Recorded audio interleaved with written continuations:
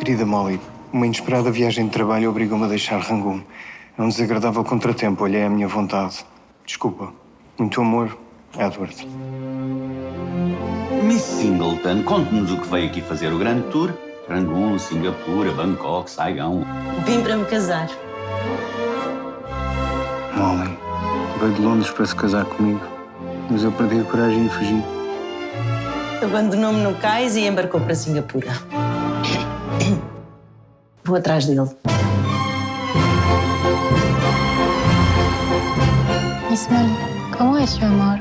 Já não o vejo há tanto tempo. Atrai-me esta vida. Molly, será que o Edward decidiu que não se quer casar? O meu noivo não seria capaz de uma tal vileza. Diz-lhe que devemos continuar. Sou eu que decido. Caramba, é impressionante a Molly. A minha mais teimosa do mundo.